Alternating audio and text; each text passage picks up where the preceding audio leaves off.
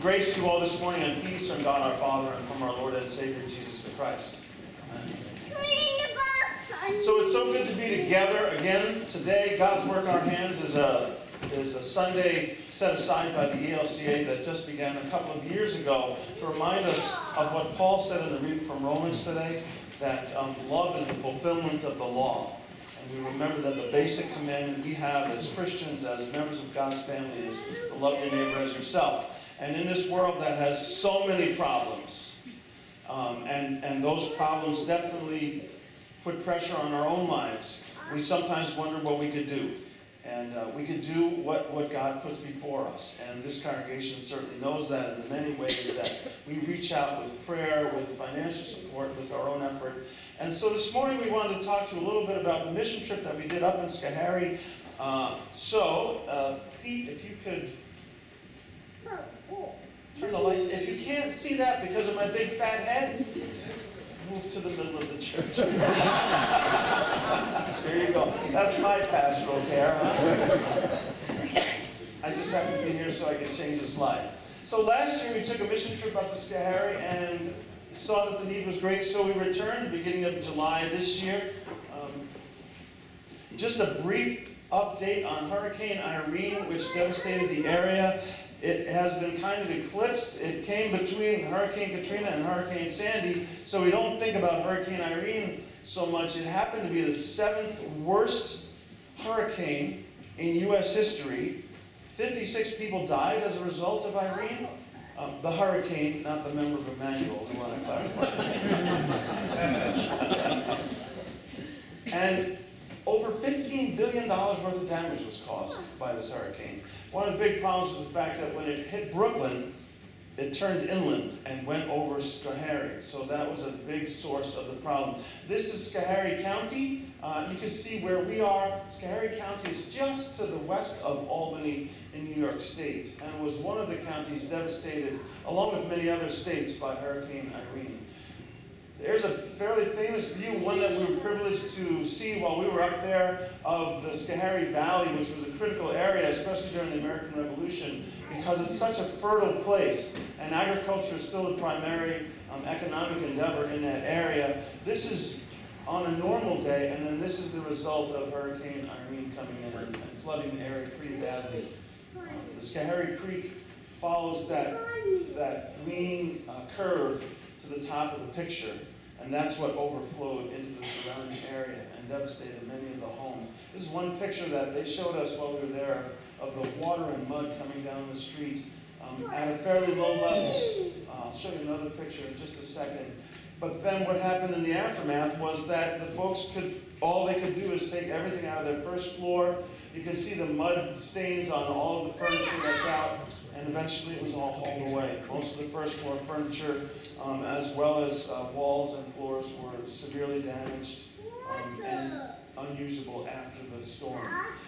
So this is a new development in Schoharie. Since we were there last year, there's a Lutheran church that is beginning to worship in one of the storefronts, and on the outside of that storefront, at least at this point, they had, at this point in the town, that was the water level as the hurricane came through.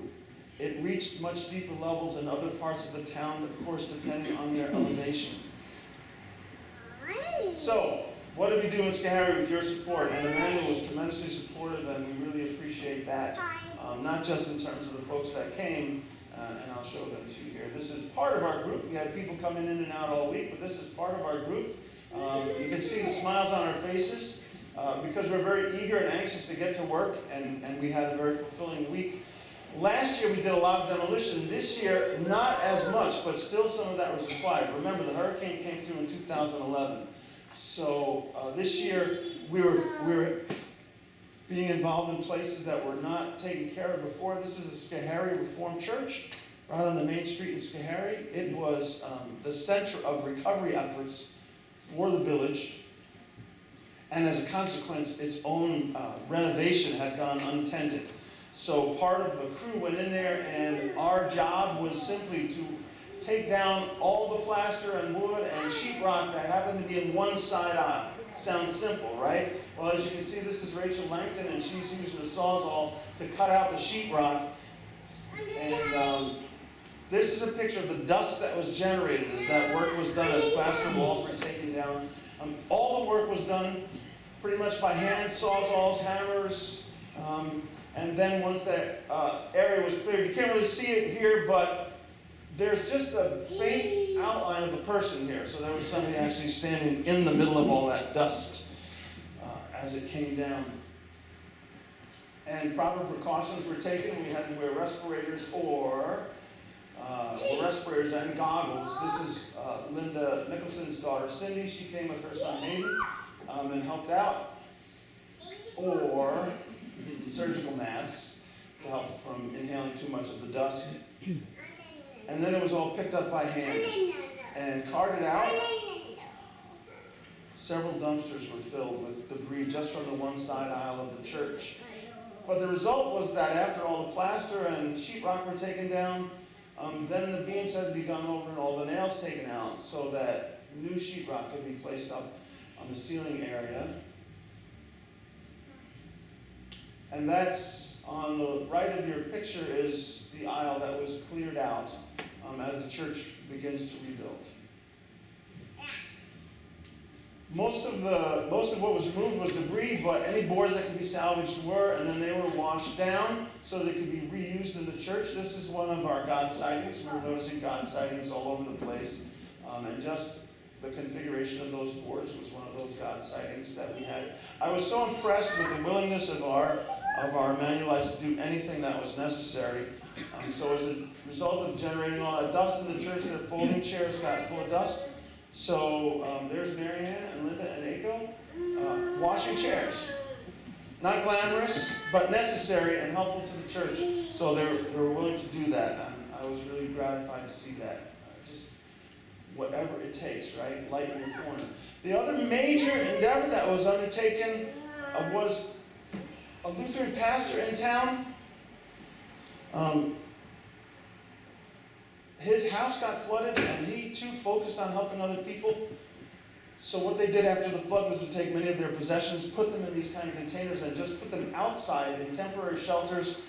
Well, again, 3 years ago, most of their possessions were damaged over the years, and they couldn't begin to sort through it all. So a crew went over there to help clean out and get rid of a lot of stuff around the house. This is the back porch where more stuff was stored. Aiko was telling me yesterday the pastor had something like 7,000 books that were put into, is that right, 7,000? Yeah, I'm a little on the low side, I guess. He put them into containers, and the damage was too great. He lost most of them.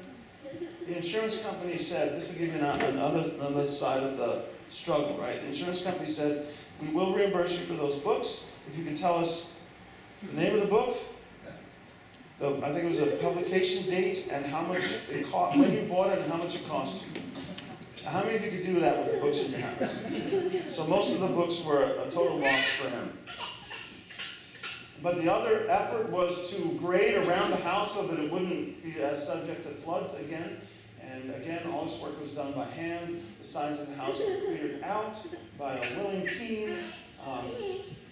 And then once that was cleared, a huge pile of gravel was delivered, which was then carted over to the house. And you can begin to see here in the upper left side of the picture what's being done to help preserve the house in the future. The other job, which involved skilled labor and me, was to help people actually rebuild. And one of the efforts was in this rental home next door to an elderly couple. They used it for retirement income, and it was flooded and devastated. So the entire inside of the house on that level needed to be rebuilt.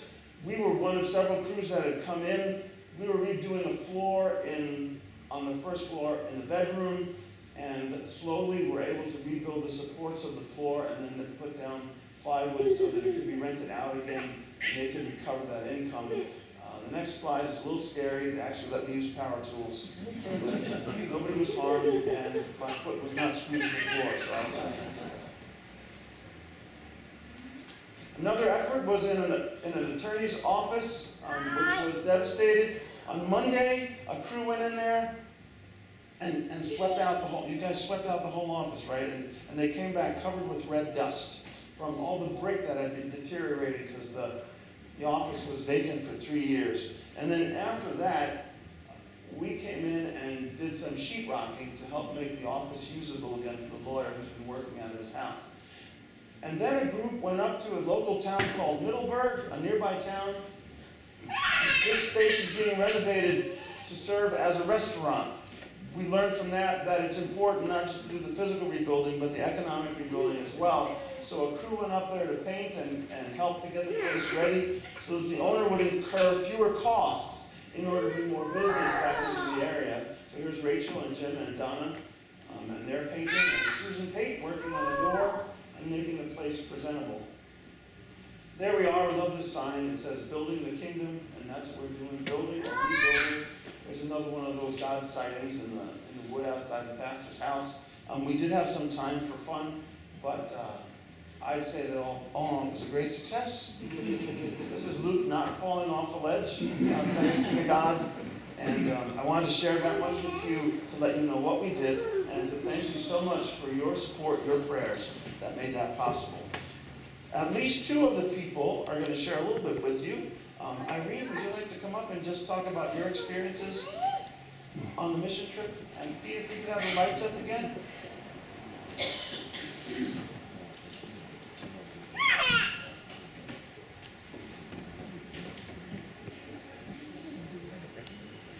I'm not used to talking off the cuff, so I have to read this.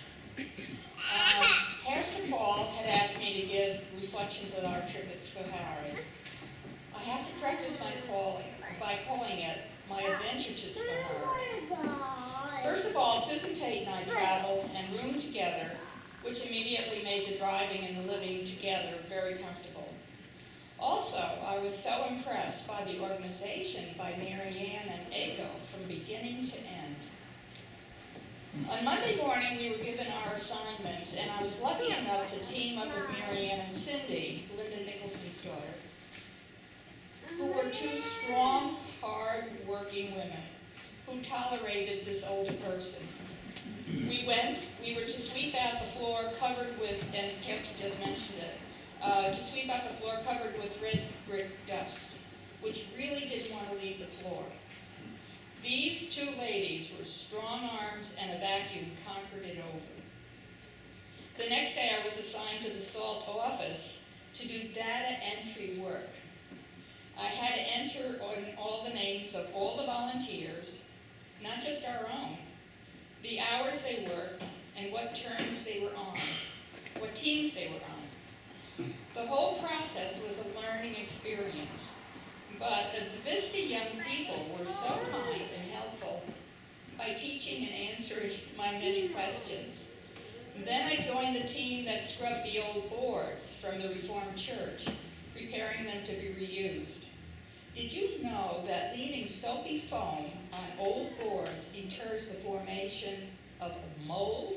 So we had to leave all this mold, or this foam, on the boards and leave them against the garage there. We were invited to have a free lunch for the 5 days, which was set up by the ladies of the Presbyterian Church. This was open to the whole community, so we shared space with the nursery school. The next day, I went back to the SALT office to correct my mistakes. Had some extra time, so I was taken to the Presbyterian Church to make copies of documents. I had very little workspace, so made a complete mess of lots of the papers, followed by tons of apologies. The woman in charge said, you know how church people are, it's okay, it'll be all right. The next day, since they didn't need more data entries, I crawled back to the copying office and asked if I could have my job back. I just needed more space. They allowed me to stay, and life was much better. In general, the workers of SALT were so welcoming and spoke their appreciation of all the work done by our members. The afternoons and dinners were such fun and relaxed, always with different persons within our group. So if some of us didn't know each other very well, By Friday, it felt like one large extended family. I enjoyed and appreciated my team members, my meal companions, our organizers, and everyone else on this mission. So I truly observed and experienced God's work in our hands. Thanks. Thanks, Irene. That was great. Well, it sounds like you were a bit of a hurricane in the church office. Nice reflections. Paul. I also written it down, but just so that I don't just ramble on for 20 minutes. Pastor Paul asked if I would share a couple of things, and Sonia, my daughter, asked, well, are you going to cry this time?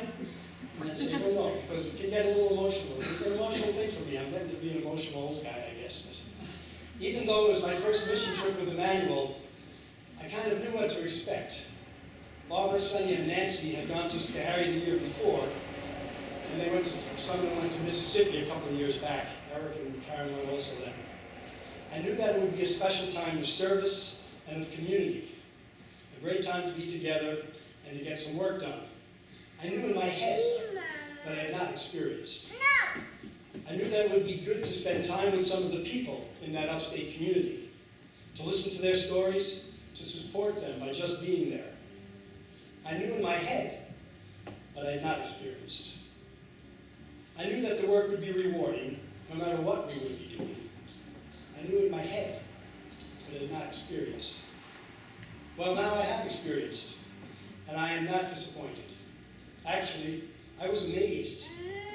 It was an absolutely wonderful time of service to some upstate neighbors that have been through tough times, but are working their way back to some normalcy. We were using our time and talents to help them to get to a point where their homes or businesses or churches could be fixed. Taking down ceilings, washing boards, sorting out, throwing stuff. Or we were helping to actually put things back together. Organizing in the office, finishing with wood or paint or sheetrock. It struck me that it was great to actually be doing something to help someone. I certainly have in my mind to love and help my neighbor.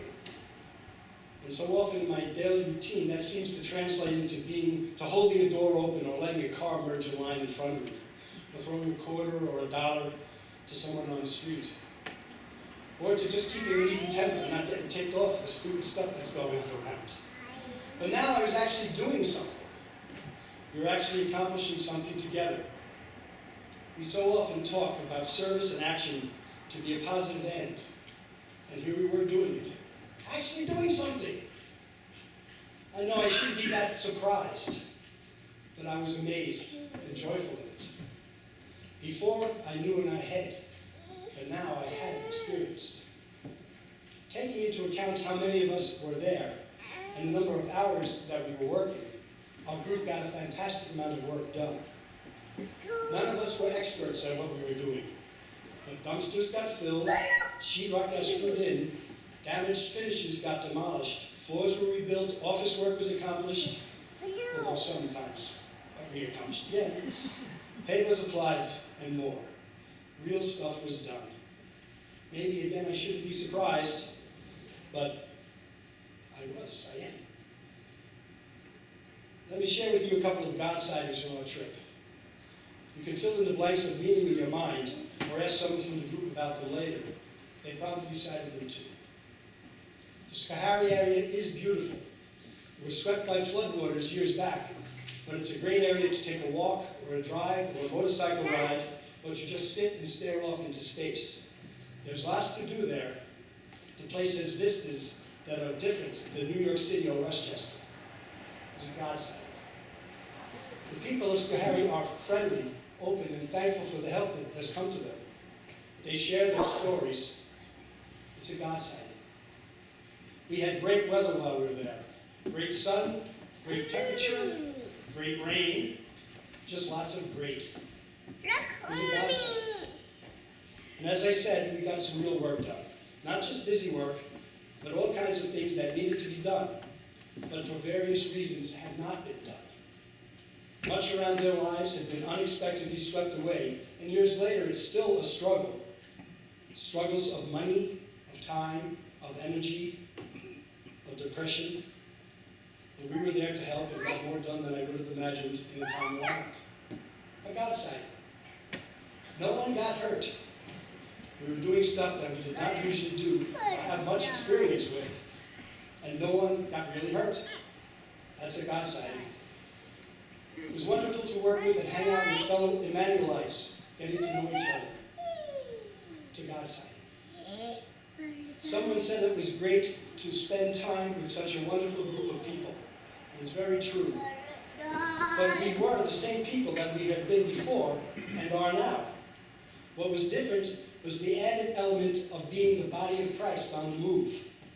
Whether it was as we worked, and we worked hard, as we ate, and we ate well, as we toured and were tourists, and we saw some neat things, as we relaxed, as we chatted, as we bowled, as we prayed, as we ate ice cream. We are the same, but together in God's Spirit, we're different. And it was an almost palpable effect. I was aware of the difference in our normal day. It's a God sign. As I think back on this trip now 2 months later, I can cite God in the fact that we made the trip, that I made the trip. As I said, most days I get caught up in the demands of the day, time and energy just gets sucked away sometimes. It was great to have a positive change of pace and feel good about what we're doing and the place and the people. It's a God sign. We marvel at Christmas time and how Christ has invaded our lives and times in an unusual way. God comes as an unexpected surprise and changes how we see weakness and power. We marvel at Easter as an empty cross changes the way that we see death and that which would separate us from God and peace and life and from each other. Our God is a God of abundant surprises. And this trip was one for me. An opportunity to share some of God's abundance in a way different than my usual day-to-day. And a way to respond surprised and amazed to the sightings of God around me.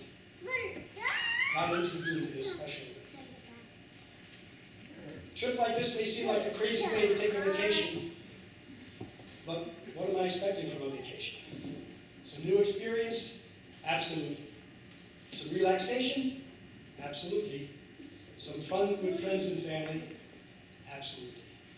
Some time in the pool, some good food, some scenic beauty, some ice cream, maybe a nap. There certainly should be an element of renewal and revitalization in vacation. I experienced all of that and the knowledge that we accomplished. Sounds like an excellent vacation to me. So I encourage all of you to come along next time, wherever we go. It's great to give service and be together. I don't want to sound too grandiose about this whole thing. We didn't save the world in this week. We didn't have to. That's been done. Thank you, Jesus. But we did make a difference for some neighbors, for some friends, and in ourselves. And it was great to experience it.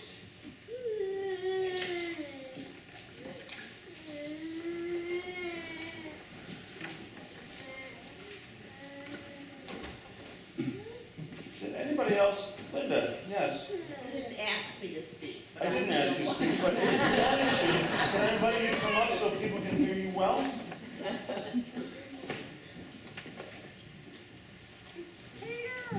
I wrote down a couple of notes too.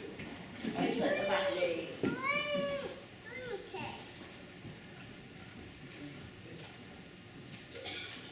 First off, I want to thank all of you for financially contributing and also for your thoughts and prayers when we were there. You too made an impact on that trip. It wasn't just us who went in person. But I'm going to start out by telling you a couple of fun things you may not know about some of the people who are among you. That's why I didn't ask you to speak.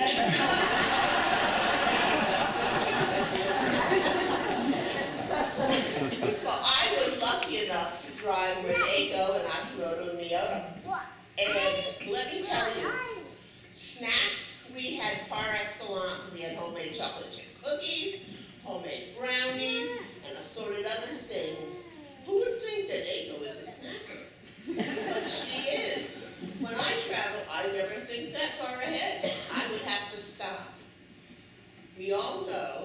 Meberg is very talented in many, many ways. But do you know that he can be a leader in Marco Polo in the swimming club? Some of you may not know the Langtons, and I believe that they're new. But David was there with his two children, Rachel and Jay, and you saw Rachel doing the sheetrocking. I'll tell you, one night we were out eating at an outdoor barbecue, and the food was messy, of course, pouring rain, and I then said, you know, I need some napkins. I'm messy to begin with. And Jay, his son, who's I believe 9 years old, jumped up and said, I'll get you napkins. I've never felt like such a queen. There's nobody who does that for me at home. It was wonderful. One of the best things for me personally was that my daughter, Cindy, and some of you may know Cindy, and Cindy was in the bell choir from the time she was in 4th grade until she was a senior in high school and went off to college. And she now lives in Vermont. She went to UVM and never came home. And she and her 13-year-old son came. Cindy has the skills in the family. She did the sheetrocking with Rachel and did a great job, and she knows how to do that. She even had the nicety to tell me, she said, well, Mom, you taught me all these skills. Let me tell you, I didn't teach her about sheetrocking. I had plaster walls, know nothing about it. My 13-year-old grandson, while he certainly did some work, he loved being pushed around by Sonia Meberg in the wheelbarrow. But you know what he says? He says, Pastor Paul is really cool. He just loved him. And Pastor Paul was so good with him. Sometimes it's hard for teenagers, particularly, to go somewhere and not know anyone. But people were wonderful to him, and he fit right in and had all these wonderful friends, and so did I. One night, 5 of us went for dinner. It was Jim and Ted and his parents, I call it. It was Jim and his wife, and Irene, and Susan Payton, me. And we went to a happy restaurant, had a wonderful meal, good conversation, and then Jim and I decided we had a connection. We both graduated from American High School. Unfortunately for me, I graduated a good number of years before him. But I didn't know that, and he was kind about it. He said some wonderful thing. Oh, you don't look that old. So that was good enough for me. I wanted to talk about, some of the things we did, but most of that was talked about. But I did go and work at that house that had all the stuff around it. I don't know about you. I've never had anything terrible happen to my house, but I have had in that freak Halloween snowstorm, trees that came down, and I felt overwhelmed about having to find somebody to take them away and do it. If I was faced with what he was, I don't know what I would have done. And we worked, and the first day we collected enough metal for $100. Now, I know that doesn't sound like a lot, but this can be done many times over, and then you have a small pot of money to give someone for a project that helps them out and makes them happy. And it just takes the relief right off of you. I felt the burden lift from me because I know how hard it is for me. And the one thing I would encourage every single one of you, if you have anything in your house that you're not using and that may be useful to somebody today, give it away, sell it, put it out on the side and let somebody take it. Because guess what? If you save it for 10 or 15 years, it deteriorates and you're not going to use it. But somebody today may use it. I was so happy. If my daughter were here, when she was in college, she joined the Air Force to pay back her student loans. And so this is her working weekend when now she's in the Guard and she's had to work this. But she would be here and she would want you to know that she just loved the community. She reconnected with ACO and Suzanne Reuter, but she met so many other people and had such wonderful conversations. And she was thrilled to be there, and she would want you to know that. So, I just want to remember to thank you once more for all your support, and for you to consider, you might want to join this team. If you want to see teaming at its best, here it is. And you might have a life-altering experience as well. Thank you. Thank you, Linda. That was beautiful. Thanks. It was a great trip. Yeah. Anybody else on the trip want to share a thought or a part of your experience? You don't have to. I would like to ask the people from the trip to stand up so that if anybody has questions downstairs, you can approach any of us. So, would you guys please stand up and have a stand?